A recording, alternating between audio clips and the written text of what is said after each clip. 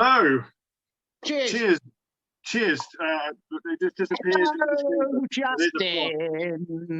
Oh, cheers to you, buddy boy. Cheers to all of you out there in television land. Hello, and welcome Hello. to this bonus good shit from me, 420 Chilli Sash, and my lovely mate. Oh, fucking hell, you can see my stuff there. Okay, if we're showing each other's products, let's do a little bit of that. From me, And then 420 maybe, Chilli Sash. then There you go. And my sexy mate up there, you can see that sexy bitch is Justin. He is the head honcho of Not That Spicy, which is a top chili company located in Berlin. I'm located in Nuremberg. He's located in Berlin. We're like a skin disease in Germany in the hot sauce community. I think so. Us British people, we have infested German hot sauce world. I don't understand why. The Germans don't. I think the Germans really don't do spicy. I mean, when I first got here, I mean, this is a good story to tell everybody. When I first got here, I worked for a company, and we would go out for a team lunch on Monday lunchtimes, and we'd go to this sort of. I don't want to say Indian because that's basically ruining what is basically good Indian food in England or in India. It was basically like Indian-ish food, and there was a Asian colleague of mine and me, and he and I would basically both order, a curry, and then this spicy stuff would come out of like a Chinese Szechuan chili paste or something, chili oil, and we would literally, if I didn't walk out of the restaurant sweating, or he didn't, we would be unhappy. But I mean, the rest of my colleagues just couldn't understand why we would do this. But Germany is just not a spicy country, so it's the English that do it. Maybe that's it. But that's why we Brits are here. We're here to change it. It's interesting to me, though. I know a number of companies based here run by Brits. And the first thing that always comes to my mind is how the fuck did they end up here? I mean, for me, Justin, I fell ass backwards into living in Germany. It was the result of being very high in a transvestite bar in Amsterdam. That's how I ended up in Germany. What about you? How the fuck did you end up here? This is a good story because you'll laugh and cry at the same time. Okay. So, I was going out with a girl called Justine. We lived in Australia. Justine and Justin. That's right. Yes, J squared. Did you have name badges? It was perfectly clear that she was Justine. Anyway, so Justine and I had started going out when we were in Australia. Sorry, in England, and then we moved to Australia. She was Australian, and then we lived in Australia for about 6 years. But she didn't like living in Australia. And at least this is how I remember it. So she didn't like living in Australia. I then thought, I'll get myself a job in Europe. And we liked Berlin. And there was a guy that I'd known from Australia. He was working for the company that I just talked about. And he was saying, hey, there's a job in Berlin. Do you want it? And I was like, yes. So I moved to Berlin. I left in December of Australia. Then I went basically to Berlin, then to England for like a month or so, had Christmas and New Year's with my family, and then like a week, maybe I think it was January the 7th, or maybe sometime in February or something, I can't remember exactly what date it was, I moved to Berlin and basically started my job. In about April, I was having what I would consider to be basically a normal Facebook message conversation with my partner. And so I said, hey, so like, when are you coming?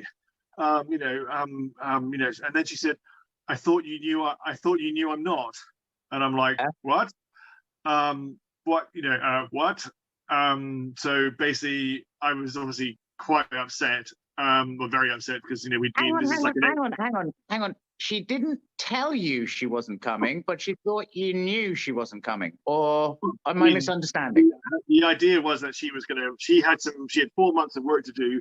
She was going to finish her 4 months of work because she had for a freelance contract. So she was going to do that work, and then she was going to come and move to Berlin with me. I mean, she's been to Berlin. She loves it here. This would not have been a problem. But so I ended up in Berlin, and we're friends now. But it took a while to get over this quite difficult period, let's say, because I just Yeah. wasn't expecting it. But in fairness, without, I mean, we were pretty good together, but we were also pretty. We had some issues. I mean, like every relationship, we have our good bits and bad bits, and you kind of try and make the good bits. You try and make the good bits better, and you try and lessen the bad bits. But it was just difficult. And you know, I probably could have done things differently. She could have done things differently, but I don't blame anyone. In the end, I'd been 4 months without, I'd been 5 months on my own. And actually, when she split up with me, it wasn't actually that difficult in a way because I was used to being on my own. It wasn't something like being suddenly cutting off an 8-year relationship and being Well, I on mean, your own. plus you were in Berlin, so therefore you've got, I mean, Berlin's a relatively open, for those of you in the America or Australia or whatever, Berlin is a very cosmopolitan and open city and tends to be full, not so much of Berliners, but of people who've kind of come there. And so it's kind of relatively easy to make friends in Berlin, I would say. Wouldn't you say so, Justin? Well, actually, no, I find it very hard to make friends here. But I had joined a thing called Internations, and which was this I know my boss, Internations. the guy from the same company. He had suggested joining Internations, and then I did, and then I basically met, you know, two or three for the people. people out there in television land, Internations is a group for international people living in Germany. It's kind of a way to make friends and I guess network and shit like that. It's all around the world. I mean, basically, you can be part of Internations and be going to a group in America or in Africa or in Europe. It's not just Germany. But a question for you, I think because it's mainly Europe, but you could. I think they do have branches quite often. Oh, I was horrifically alone after my first. Sorry, I was horrifically alone after my first time here because I came with a girl, then I was single, and then I joined Internations with the hope in my mind it would get me laid. It never got me laid, though. Did it get you laid? No, no, it didn't get me laid because I also. But I mean, the thing is, so okay, I say fair enough. This comes on to the next story, and this is also. Maybe also a lovely story that I should tell you, and I'm just going to try and find something that's on my desk that will be relevant to this story if I can find it. Shall I play interlude music for you? No, okay, so basically, you probably can't see this actually. Probably, so basically, this is GPS coordinates, right, of where I met a girl, in fact, where I met my wife. And so basically, I had gone to it was a very hot evening in Berlin. It was like boiling hot. Internationals were doing a party at Haupentaufer. I'm probably pronouncing that badly, like a water bird in Urban Spree, which is near Warschaustrasse, just off Warschaustrasse, like a sort of a bombed out sort of place where lots of bars and stuff are. And Internations were doing one with them. I'd call that, for the guys who don't know it out there, I'd call it kind of a urban conurbation, kind of like nightlife-y type area. That's what you got there. Yeah. So I've been drunk there a few times myself. Well, I've only been there once. And so I had turned up. My friend Chilli, a girl that one of my basically best friends who I'd met via Internations, she said, "Oh, there's a girl I want you to meet." You know, I'm like, okay. And by this time, I'd split up with Justine, so I wasn't. There's nothing sort of like bad going on. So I turn up, and we walk in, and there's a guy called Barry who basically was one of the organizers of Internations. And he was sitting near my now partner Romy, and the story goes that basically. I sit down, I start talking to Romy because I think that this is the girl that Chilli had wanted me to meet, because she was talking to Barry. I just figured it was this girl. And we just talk, and it's just the most effortless conversation. Often when I had been talking to women at Internations or at an Internations party, it was incredibly difficult because everyone always wanted something from you, or they were were just weird, or I mean, I don't know, but maybe because at the time my wife didn't really fancy me or didn't really like me. She just liked the fact that I was English. Date with Barry, and they just weren't getting on. I mean, they weren't compatible.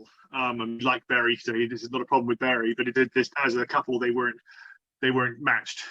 So I just talked to her, and I just talked to her all night, and it was effortless. It really was the most effortless conversation I've had with pretty much any person. I mean, we could just talk, and it was just really nice.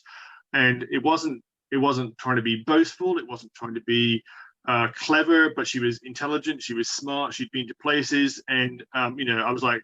But then eventually she left, and then I was like kicking myself for having not got a number. And then I was on Tinder because I was single, and we happened to literally live like I can, from our house I can see, well, from where we live now, which is where she lived, I can see where I used to live.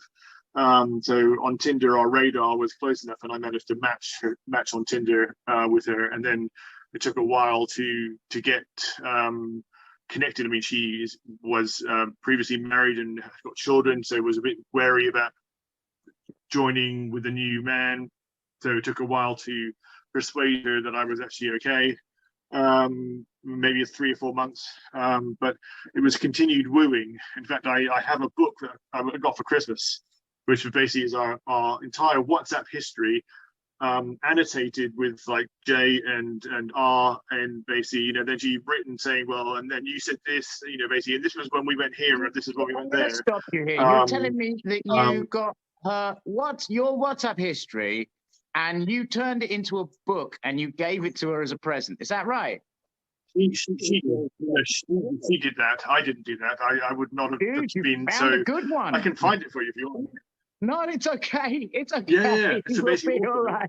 But Jesus also, fuck, man. These are also the coordinates, the GPS coordinates of Happentaffer that she gave me as a bracelet. Astonishing, dude. She's so basically, very, so this is where we met. Savvy. So she basically, as a well, I'm gonna get sort of, yeah. But basically, I'm going to get the GPS coordinates tattooed on me somewhere, I think. I mean, we actually also have, you probably can't see it, but basically, we have basically both this like octopus tattooed on us as well. Let me see if I can.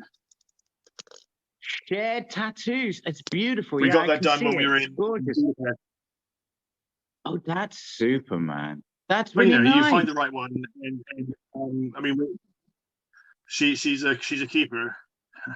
So anyway, well, I basically was in Berlin. I mean, I could have very well left. It helps with the integration of the whole Berlin thing, is a difficult place. Yeah, but Berlin is a difficult place, I think, to find friends, because the Germans are not wanting to talk to you. I find. So basically, you know, you go to a nightclub, and you know, I found so like in Australia or in England. Go to a nightclub, you're dancing, regardless of whether you're on your own or whether you're with 1,000 people. You know, if you're dancing, you just start talking to people near you. I mean, you just start talking. It's a very normal thing to do. But in Berlin, you do that, and people look at you, and they look at you like, what the fuck are you talking to me? I'm going to stop you there right now, young man, because I have to say, if you come down to Bavaria, which is where I live, for those of you who don't know Germany, I live in Nuremberg, which is kind of like northern Bavaria, yeah? And the people here say similar things about this area. They say that it's very cold and cliquey. Look at that, advertising my source. Cold and cliquey and difficult to talk to people. I think, Justin, I would say, because I'm very, very. Oh, are you going to do it? Oh, really? Oh, look at that! I love it. Jack, go for it, man. Go for it. And opinion? Oh, it's lovely. Thank you, sir. It really is basically like being in the deep South in Carolina, and having like a steak or a pork ribs basted in it. So the molasses. Really, that's where I stole it from. I have to say, all the great things. There's a fine line between stealing and homage, you know. And that one was a backpacking time around North Carolina, and I had me a molasses rib marinade, which was ever so thick, and I mixed it up with a bit of Jack Daniels and cola. That's how we got to that. But however, getting back to Germany and you, yeah. So. Right. The clicky thing, I found it myself as well, yeah? When I was first here, I had a girlfriend, then I had none, and then I was totally alone, man. And it was to the point, the difference between Britain, where I come from, and here, in that respect, I would say is very well summarized by Justin's description of the nightclub or pub, you know. There's a joke they tell in Bavaria about the Bavarian pub owner with his wife. They're about to open the pub and he's looking out the window, Hans, and his wife Lottie's cleaning up. And he says, when he looks out the window, "Oh, Lottie, we have a problem." And she says, "What is the problem, Hans?" And he says, "There's 8 people waiting outside." And she says, "And what is the problem?" And he says, "We only have 7 tables." And that's a joke that they use to help people understand how integration is here difficult. But I would say, like, for my opinion, I'm very, very aware of not shitting on Germany because of Germany's given me so many great things. And so therefore, I've worked my analysis out, which is this. The difference between where I live, I can't comment on Berlin, but certainly Bavaria, and where I come from is here. People establish a clique of friends relatively early on, and they remain with that clique of friends, and they kind of interpollinate with each other, which is a little bit different to where I come from, which is where you're continuously building a clique of friends. That, exactly. I would say, is the difference. You know what I'm saying? So as an example, when I first moved to London a few years, well, maybe 30 years ago, Jesus, probably even longer than that. No, 30. It's lovely being old, isn't it, eh? So it would have been. So I was 25. So about 25 years ago, I moved to London after having done my master's degree. I then was living, at home with my parents, who lived also basically in central London, and basically lived just off Oxford Street. So I had a great, location. But I realised I didn't know anybody, and this was kind of similar to me being back in Berlin now, where when I first got here, I just knew nobody. And I was lucky enough also then to discover a festival called the Big Chill. I love it, man. The Big Chill is great. This became, it's over now, but basically the guy who was running it, a guy called Pete Lawrence, and they also had a Big Chill forum. So basically there were people who were posting on this forum, internet forum. This was like before other sort of social medias, and we would actually meet up on Monday nights at a bar in Brixton and basically do DJing, and it was just like really nice to meet this diverse group of people who were into roughly the same music as me. I didn't, because I don't often have to try and explain enjoying music or a type of music to people, and they would look at me blankly when I said like dance music or electronica. They would be like, eh. Whereas I'd be like, whereas this lot understood it.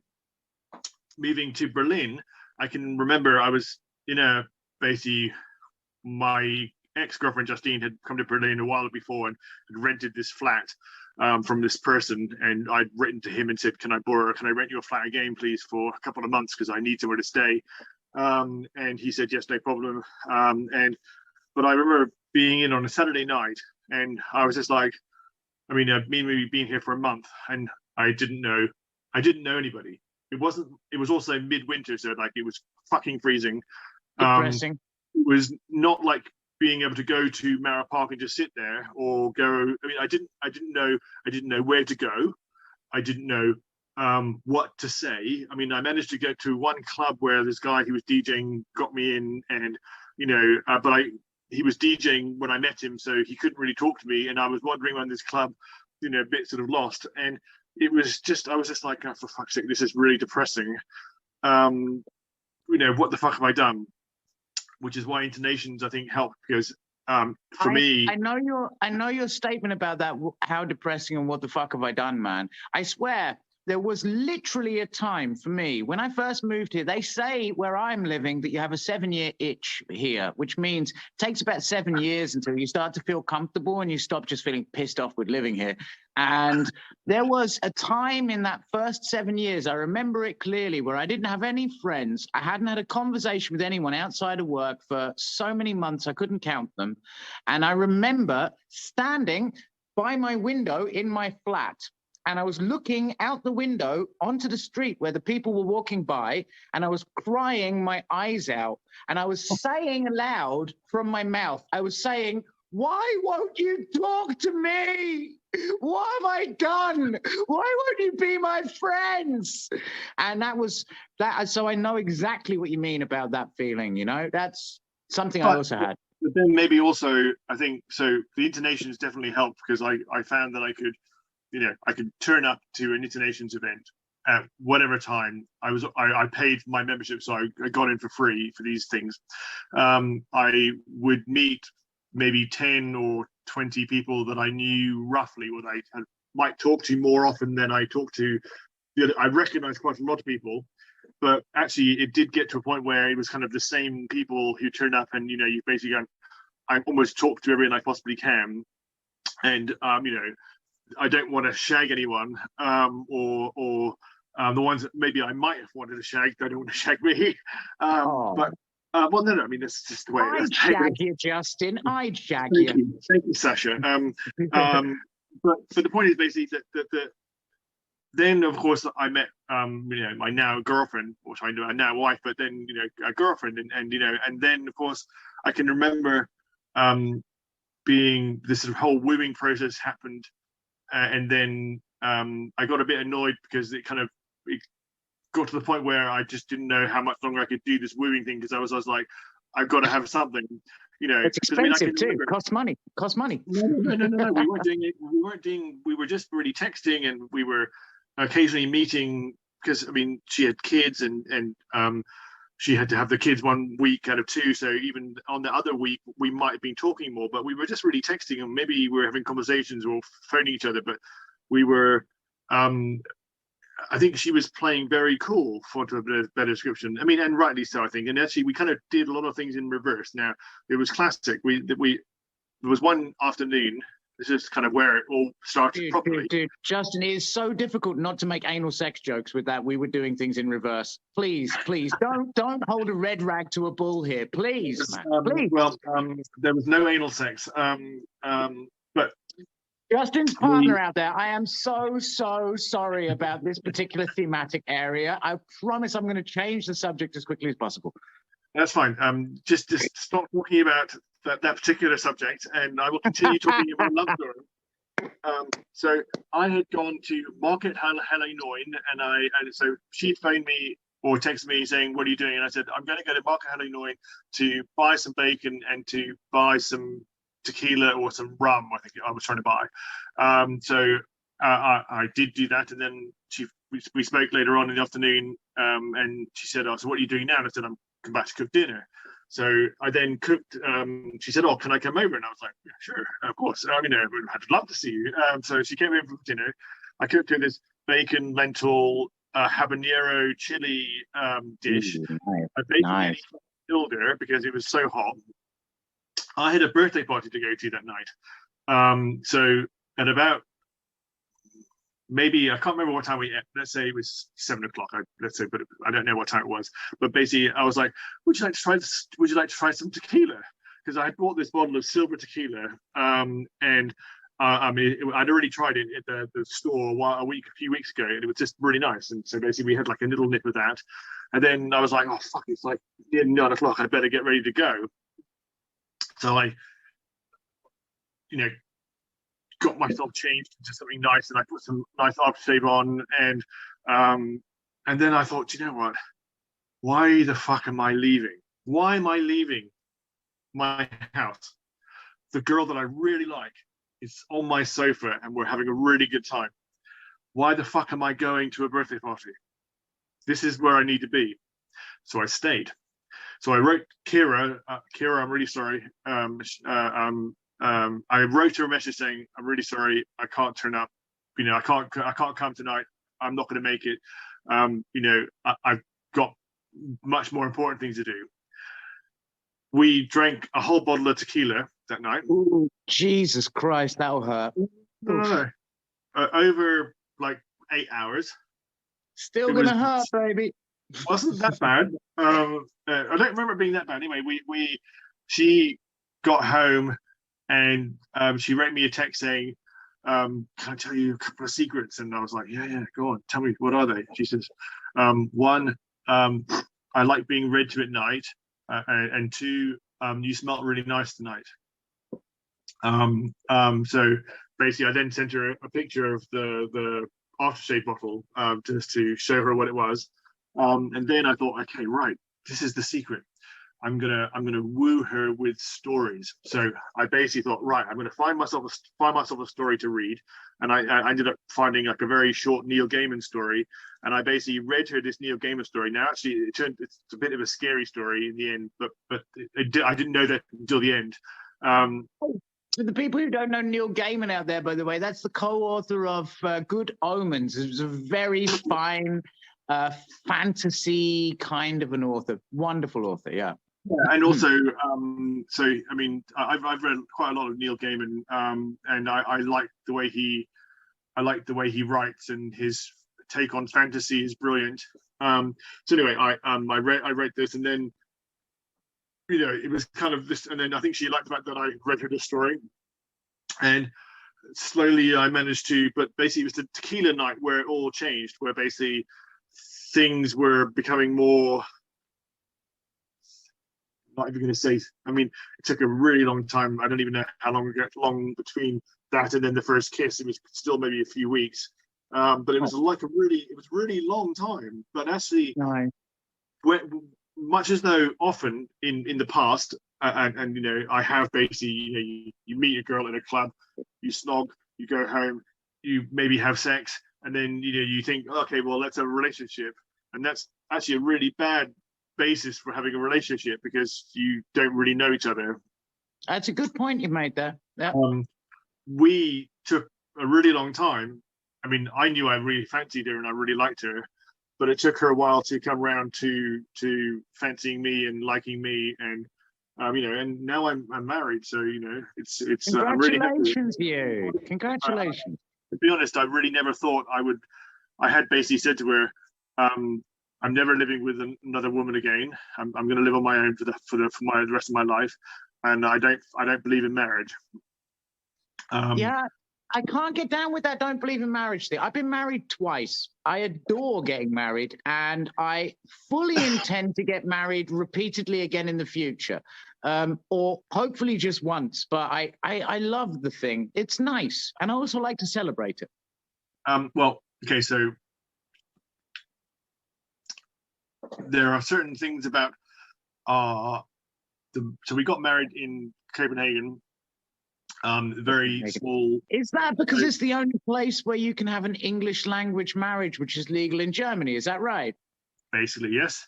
Yeah, so I know it. My friends did the same. We wanted to get married so that I could actually understand what I was saying, and also be able to say the things I'm saying properly, and not just have this sort of weird German ceremony where I have actually no idea what's going on. But in the end, it was with my wife and the kids, her children, and it was a really lovely service. I mean, brilliant. And Copenhagen town hall is beautiful. The ceremony was lovely, and I mean, I fluffed my lines. I couldn't remember what I planned this little bit of a speech, but I completely fluffed it. I'm a terrible actor. I've always had a terrible memory, and in the moment of like, I just like I totally bollocks it up. But that's fine. But in the end, I'm very happy that I'm married, and it's also really odd to say my wife. It's quite has a lot of authority. It's kind of weird. I never would have thought I would have believed that, because often I'm like my partner. My partner just, I mean, is a nice term for a non-married, significant other. Well, but you're lucky it's quite nice Jewish. saying my wife. You're lucky you're not Jewish like I am, because if I get married in the Jewish faith, I would have to do it in Hebrew. And the Hebrew word for wife is the same as the Hebrew word for possession. So That saying that's my wife or my possession is actually the same thing in Hebrew. Well, quite. I mean, but obviously that's a bit old-fashioned, let's say. But obviously that's the way it works. In being Jewish, then you have to respect it. But also, and sorry, talking about another. So my friend Chilli was Jewish or is Jewish, and she had talked to me about the fact that like a lot of the words for lady parts, like ladies' bits, let's say like breasts or vagina or yeah, that's probably all the female parts, but basically like they're all male. So basically boobs are I'm sorry, I know. So basically boobs are like male adjective in front. I don't know what this is in Hebrew, but she was say basically it's like male this, male that, and that seems strange to me. I have opened this bag, and I've eaten about 10 of them. Well, probably for the average person, they might be hot, but I could probably eat the whole bag, and my tongue would still be burning a tiny bit. But like, I mean, that's why you do it. I've yet to find a mass-produced hot product like that that's actually any good, to be honest. Okay. I must say. So I was a spicy person living in Sydney, and my ex liked also spicy. So we'd often eat quite a lot of spicy food. And we would walk past this like newsagent type shop, you know, and in the window they were selling really, really hot chips, and I was like, come on, let's try. These chips were inedible. They were so hot. It was just were they mass-produced product, or were they produced on small scale? They were produced in America, I think. So they may have been. I think they were mass-produced enough. They were not definitely produced in Australia. They were produced in and they were so hot. And this is like 6 years ago, mind you, sorry, 7 years ago. And I mean, it was just maybe one or two was okay, but then it was just basically pain. For me, it was pain, and maybe you know, your friend, the bodybuilder, would just be able to keep eating them and think nothing of it, or the guy from Poland who sent you some sauces, whose name I can't remember now. Carol, Mr. Pandemonic. No, not him. No, the other guy. So I met them when I was at the Chilli Festival with Pandemonic, and Lasky is his name. Yeah. Chili Fire, you know, League of Fire chili eaters. You know, this guy's a fucking monster. So he had some of my like roasted hell. You know, this is the Carolina Reaper chocolate Trinidad Scorpion. This is way too hot for me. Okay, yeah, that stuff there is way too hot for me. I remember when I was at a Chili festival and I just happened to have a bit on my hand as I poured the bottle, and I thought, well, I'll just do that. And my tongue was numb for so long, and this is why I don't like it. It makes everything just go numb for me. But I go blind when I get to that heat level. The first time I ever popped a Reaper in my mouth to chew it down, for example, the first thing that happens to me is I go blind for about 5 minutes. I can't see anything. That's what happens to me. Will that happen to me when I eat the roasted hell? Is it that hot? Probably no. So as a way of explaining, if you could imagine, trying to find a suitable scale, but basically imagine cutting a very small piece of chili so that it's like a crumb from a piece of bread, or maybe a few crumbs, like a snippet off a corner of a chip. Let me see if I can, you know, make a bit. So basically, you know, something like this. I mean, basically, if this is the chip, you know, if this is the chip, you know, this is like literally a tiny bit. I thought I bought some chilies, and there were some Madame Jeanette, there were some habaneros, there were some ghost peppers, and then there were some reapers. And I thought, the last time I bought chilies, I hadn't tasted them, and one of the chilies were not hot, and I made a batch of chili sauce that was not hot enough for me. So I thought I need to test them before I batch them up. So I tried a bit of the Madame Jeanette. Beautiful, really floral, a little bit of heat, but not too bad. Ghost pepper, floral. They've got this lovely flowery, soapy taste. I don't know whether you get this too, but this is how I can't agree with you on that one. I am not a ghost pepper fan.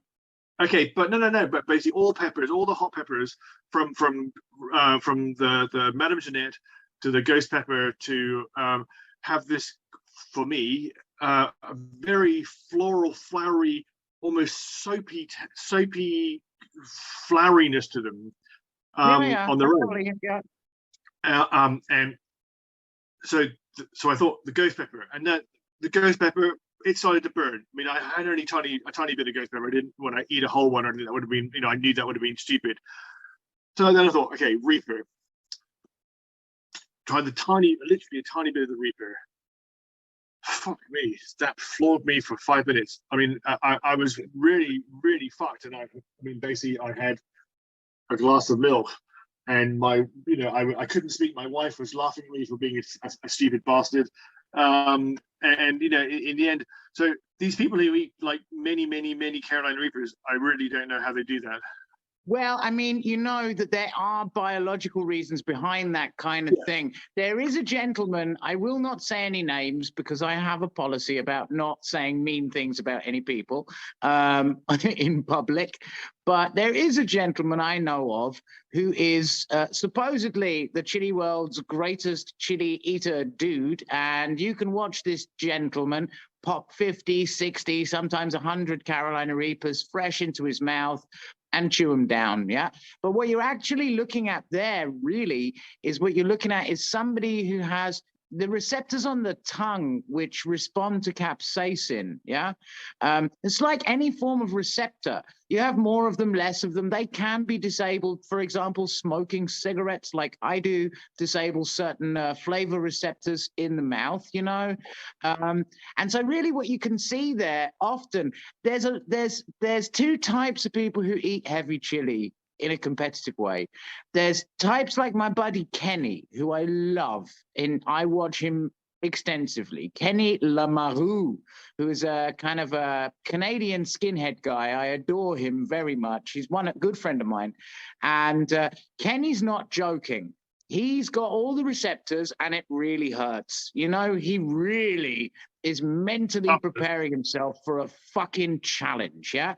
He did 25, the League of Fire chili chug. For the people who don't know the chili world, you're talking about something which is designed to be as brutally painful as possible. And you got like a bottle of it, which is not a lot there, normally 50 mil, 100 mils, something like that. And our boy Kenny just did 25 of them. Ooh, look at that. I'm jealous. What? 25 of them. That's right. It didn't end well. Jesus, I mean, I just don't.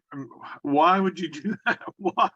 Well, if you look at my dear boy Kenny, you can see why. It's one of the reasons why I love bodybuilder people. There's a certain type of human who likes to find their borders and push them deliberately. And they like the mental challenge of having to get past it mentally. And that's what you got with Kenny. But then you've got these other dudes who essentially are just missing the receptors, and it's no big deal for them. Look at that, Mr. Hardcore. I love it. I tell you, there you go. Product placement, Pepper King, habanero. What would you give them from 10? How would you rate them on a scale of good or bad? What would you rate them as? My tongue is burning a bit. And if I carried on eating them, it would build up, I think. But it's not like a chili sauce. It's not like eating a spoonful of chili sauce where it's like really burning. Okay. It's just lightly burning. Whereas basically these, let's say, is my other. So these came today. Nice. And basically this is an Indian spicy snack. It's extruded corn, I think. It's basically like twiglets but without Marmite, but with like a they do like various different flavors, but this is my favorite. I got hooked on these. It's called. I mean, I'm going to pronounce it wrongly, but kurkur is how I pronounce it. Masala munch, and it's an Indian snack. It's made in India. It's imported. I've been trying to get this in Germany for so long, and finally I found it on Amazon, and I was like, okay, I'm just buying myself 6 packets. I've already eaten a packet today. But it's not that spicy. How? Okay, quoting your company name as well. How No, did no, you? I'm joking. That wasn't deliberate product placement. How did you end up in this place? Yeah, there's a lot of different reasons why chili heads become chili heads. I know my reasoning. Yeah, and I know a lot of people's reasoning. Yeah, so how did you get there? Well, okay, so I went to a boarding school. In England, there's like normal schools where people go to school, and then they come home and they see their parents. My parents sent me off to boarding school. I mean, and I wanted to be there. I mean, I didn't mind being there, but obviously, so I was with a lot of international students. Was this one of the select few boarding? Are we talking like an Uppingham, like a super duper kind of a posh place? Yes, very posh. My school was Stowe School. It is the Duke of Buckingham's old manor house. It has 650 acres of land. It is the most amazing old manor house that is owned by the National Trust. The actual buildings are owned by the National Trust and are restored by the National Trust. And if you're a National Trust member, this is for English people only. You can go and visit, this building as like a normal, but it is also a school. But also when you're there as a school person, you don't really see the buildings anymore. You might, if you go there for the first time, go, "Oh my God, this building's amazing." It's exactly right. I mean, I remember for about four years when I was working as an actor, we were filming through my teenage years, we were filming in a very prestigious old English kind of classic home grounds and so on. I forget the name of it right now. It will come to me in a moment. But then as a kid, now when I look at pictures of that place, I'm like, whoa, I was working there.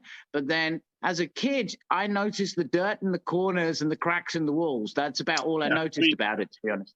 When I was there, this was like 30 years ago, 40 years ago. 30, 40 years ago. It was pretty run down, so there's all these amazing grounds that had been created by a man called Capability Brown. So he designed all these views and vistas. So you'd sit one place and you'd be able to see. Capability Brown is the father of modern landscape gardening. There's a lot of people question that, but then generally speaking, he's taken to be the guy who was really the guy who created, let's say, landscape gardening. That would be the guy. Yeah, wow. Capability Brown created them. There are all these temples and things around the school. I mean, it is amazing.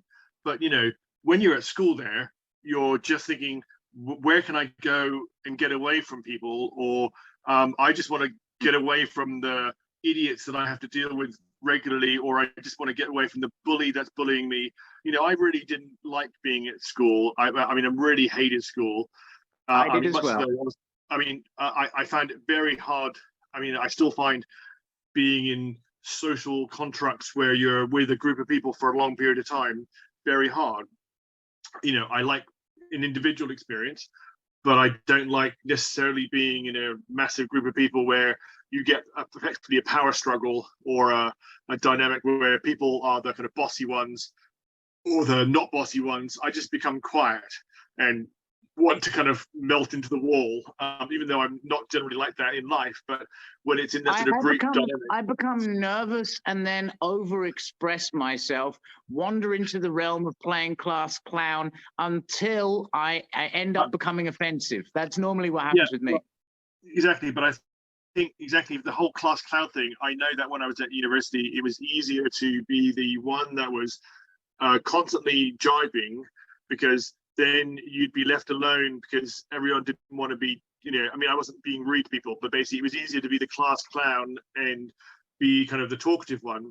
But also in a class, in a room full of people, let's say you go to a survey room or something, and people are nervously, they don't know anyone, so no one knows each other.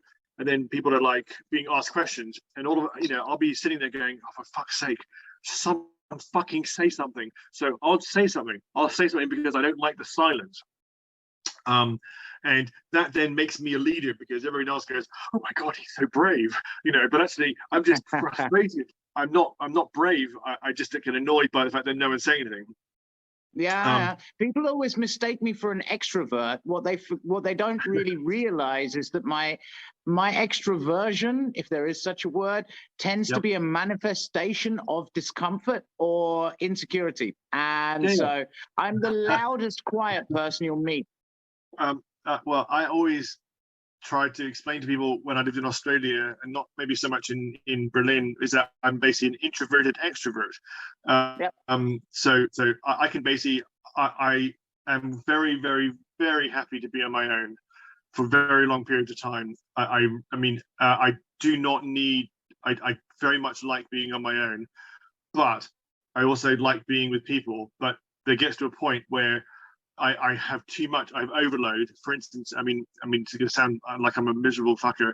Around Christmas time, we have like a week of being at home with the children and my wife, and we're just at home, and we're doing things together. But actually, after a while, I'm just like, please just leave me the fuck alone. I just need to go into my man cave, which is where I'm sitting right now. I'm just going to sit in my man cave for a day and ignore you all because I can't take it. I just need to sit and watch YouTube videos or watch TV or do some coding or think about chili sauce or whatever it is and just not worry about what the fuck you guys are doing. And then once I've been recharged, then I can be able to help, with being a normal person again.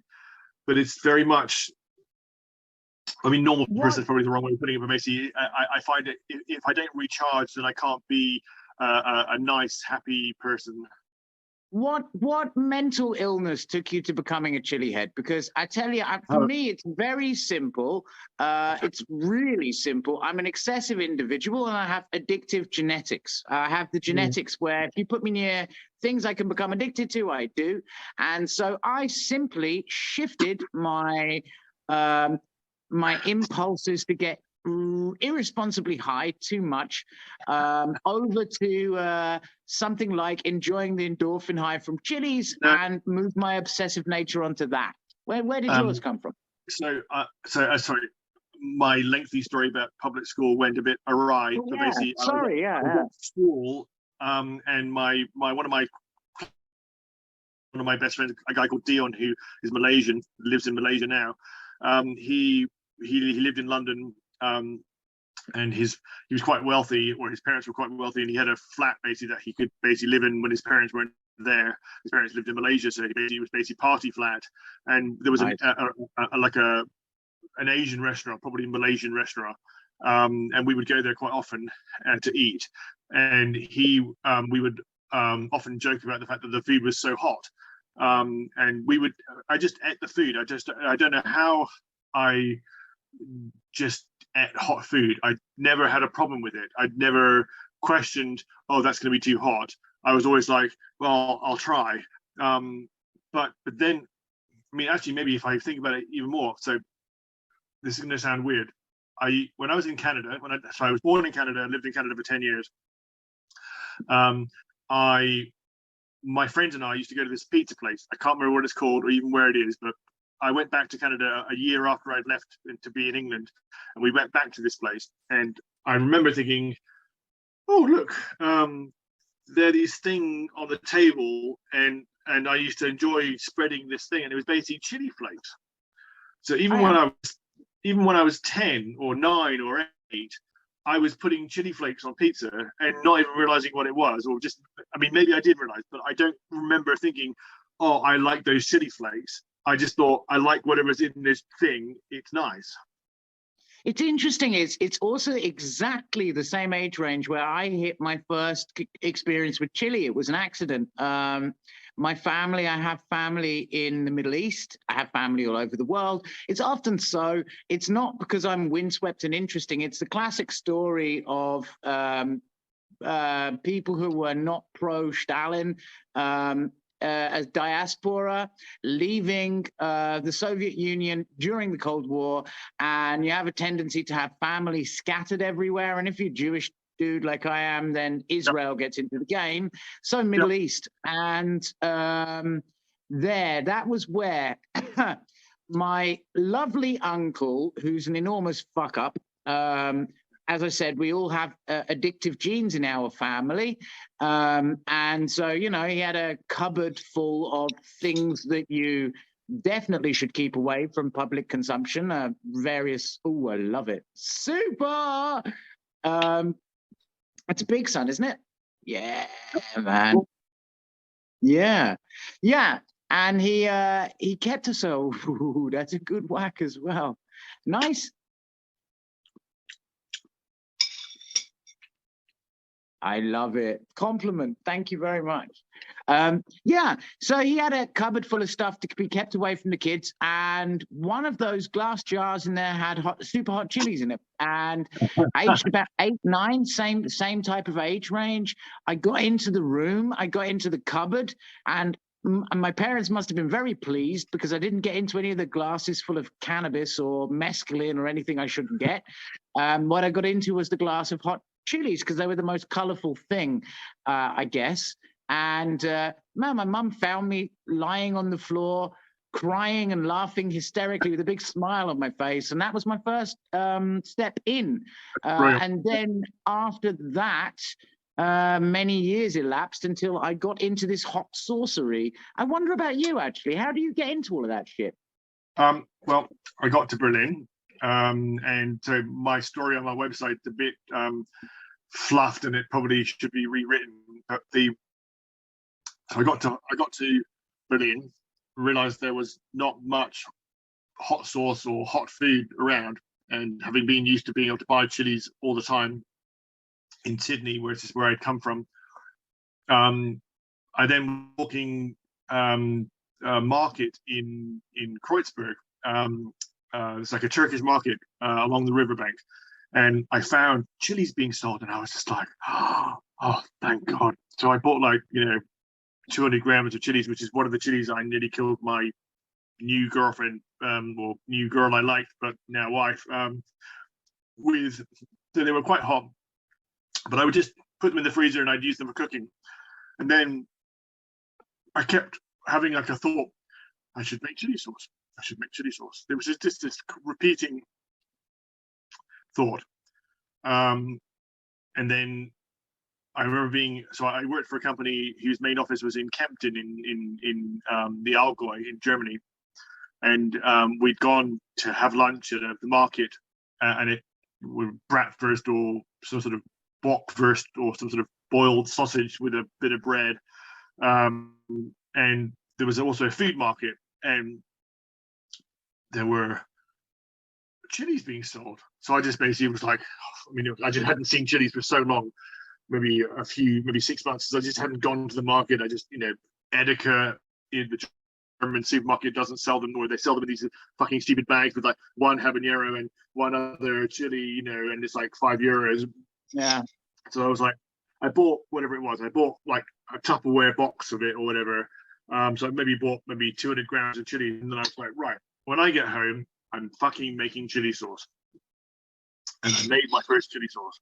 And I researched some recipes, and eventually I kind of stuck with this. What was the recipe? What was it? Well, it was basically King's Burn. I got it here. King's Burn. It was a King's Burn. Dried tomatoes. There we go. So basically, it was kind of, it was just like I'd seen a few recipes that kind of had this stuff in, and I was like, well, okay, that sounds like a nice recipe.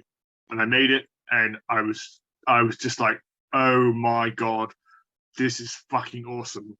I was so pleased with what I'd done, not because I'd made something interesting, but the sauce was just so tasty, and it was just unlike any other sauce.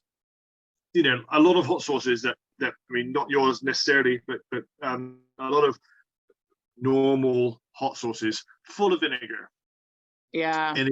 And yes, they might have a chili taste in them, but it's too much vinegar and there's not enough umami of flavor.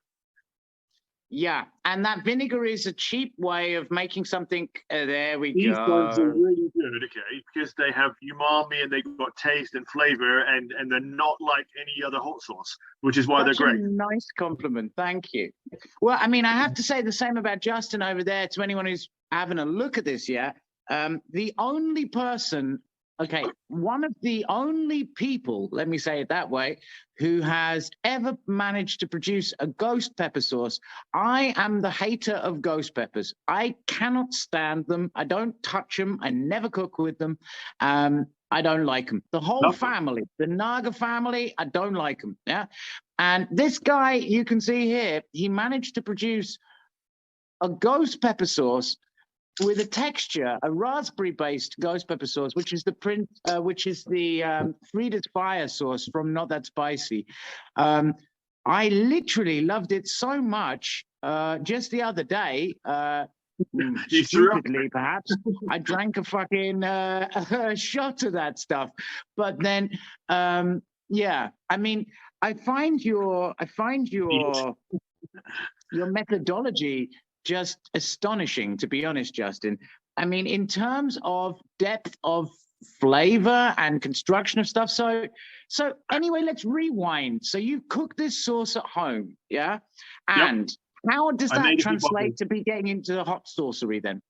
Well, okay, because I then thought, I made Kingsburn, and then my girlfriend, wife, was like, oh, it's way too hot for her. So a few weeks later, I was like, right. Probably maybe 6 months later, I was like, right, I'll make her a batch of sauce for her, and it was going to be jalapenos, ginger, coriander. I mean, basically, I always put lime juice in. I always put olive oil in, then garlic. And I bought these unnamed chilies from a Lebensmittel shop in Market Illinois, and the guy, the probably Turkish or Arab man, was like, Vorsicht, sehr scharf, and for those who don't speak German, that's basically like, be careful, very hot. And I was like, Germany, whatever. It's not going to be hot. Anyway, these unnamed chilies, I mean, and I've got a picture of them, and I never found out what they were called because no one's ever been able to name them or label them. They were really hot. So I basically made Rocco's Revenge, or what's now the sauce is called Rocco's Revenge. And it was a delicious sauce. And in fact, I have a video on my YouTube channel of me eating a spoonful of it to prove to my wife that it's not that difficult. But she literally took, as he said, you know how I showed the tiny bit of chip? She took less than a tiny bit of chips worth, and went, oh, too hot, and didn't like it. So I then realized I'd made basically. But anyway, so Rocco's Revenge was born, and then I had two sauces, and I wasn't really trying to make another sauce. I just happened to was just trying to make a sauce for the wife that she'd like. And then I was like, there's something to this hot sauce game. I could have a hot sauce company. And I think everyone thought I was mad. Everyone just thought I was crazy. Even one of my friends, Jude, who will hopefully be watching this, who was the designer girl who was helping me with stuff. She was like, why are you doing this? Like, I mean, it's going to be really difficult. And I'm like, well, it doesn't really matter. I just want to make hot sauce. And then, of course, so then we went to this tropical teas. We went to Holland for my wife.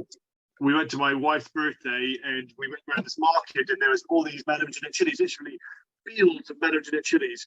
And so we were like, well, we have to buy some. So we bought like a small packet, like 100 grams. I mean, really not much.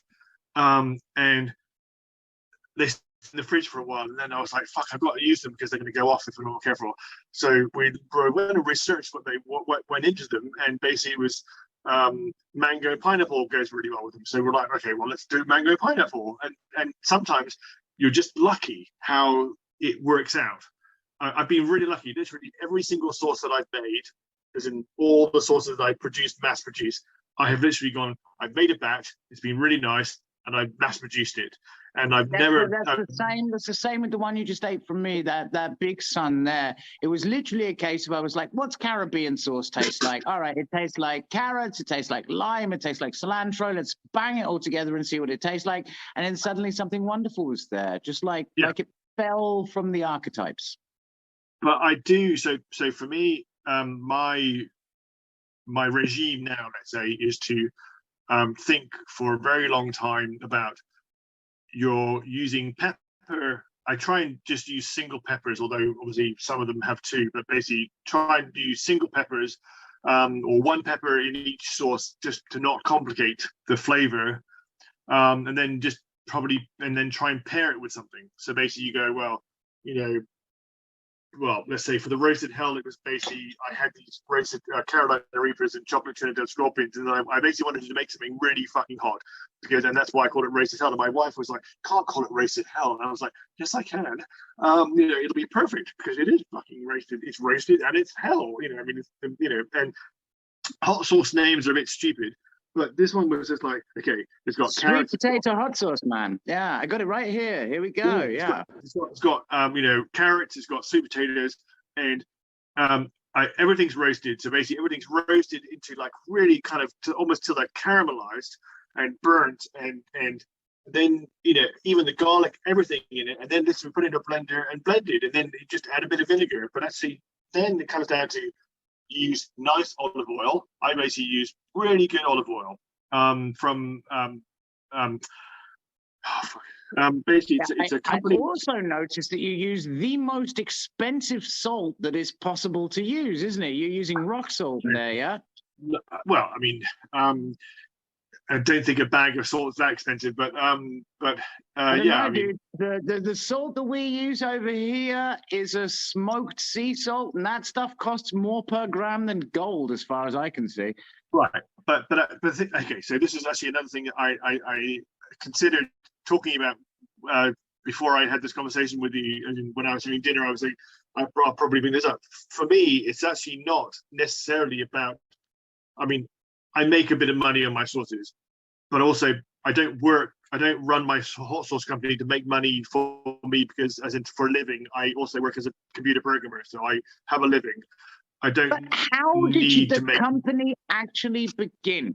So I got how the recipe's tricked up, but how did the company actually begin? But then I needed labels. I needed to be able to make a company. So then basically, okay, so then I sent you an email the other day with a long body of text with this woman who was starting a marmalade business.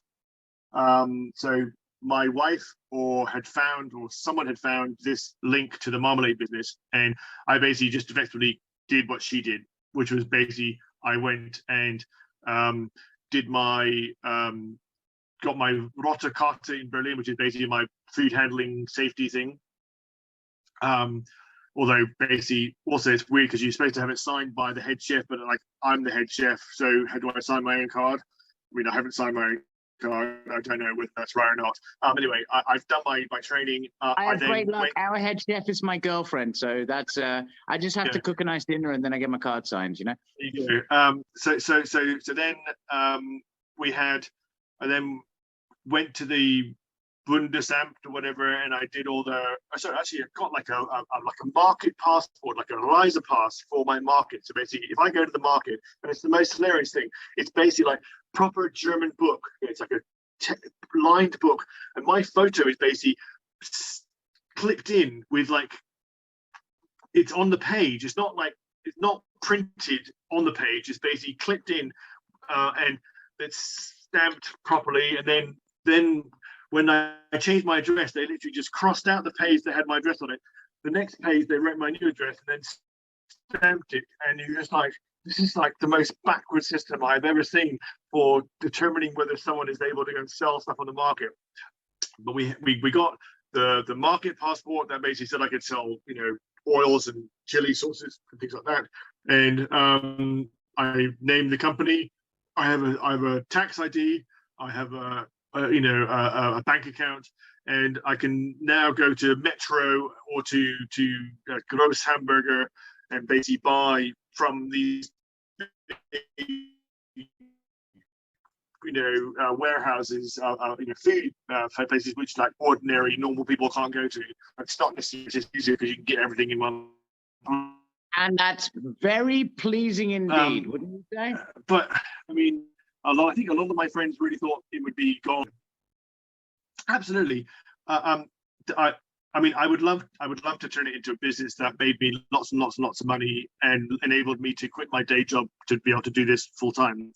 I don't think that's going to happen because the leap over, the crossover period from being like just a hobby to being full time would require a leap of faith. And at the moment, I need to have stability with my finances, with my family, and the house. But you're happy where you are and what you're doing, aren't you? I'm quite happy where I am. I mean, obviously, it would be nice to win some awards, but actually, that's the thing. So I have realised that I've missed out on bloody entering awards, and I realised I wanted to enter the Good Taste Awards in England, and I literally missed out by 1 week because I didn't know they were supposed to be they closing entries by February. But I think that my sauces, although they're not necessarily hugely spicy, are really tasty, and so. My thing is basically make good sauces that taste amazing and are also different, have umami, and are not necessarily trying to be the most fucking killer hot sauce ever, because anyone can do that. But I'd say, boys and girls out there you can see exactly the reason why you should be eating Not That Spicy sauce very often. Because my boy there is focused on doing what he loves and doing it right and doing it with umami, which means depth of flavor. Hey, yeah. I think that's a nice place for us to close here today, Justin. I'd say from myself, 420 Chili Sash, from this man over here, creator of all of this amazing deliciousness. Okay, and there's one of mine. I'm so proud. To all of you out there, aren't you sweet? Thank you, Justin. I think you can see something. Buy these ones. You're nice, aren't you? You can see something up here, which is very, very important thing for all of us, which is that, you see, if you take hold of what you want to do, and you try your best at it, you can make yourself happy. That's a good thing, wouldn't you say, Justin? Definitely, I would say that. You just need to try it, and your wife might get really annoyed that you think about chilies more than her, but it's not really the case. I think about her very much, really do, and she might think I'm thinking about chilies, but I'm really thinking about her. Well, boys and girls, I love you, darling. I really love you. And even though before our friend gets himself killed by Mrs. Not That Spicy, Justin and I would love to say ciao for now. So we wish you all a lovely day and a lovely evening, and we say ciao. Ciao. Bye-bye. Bye-bye.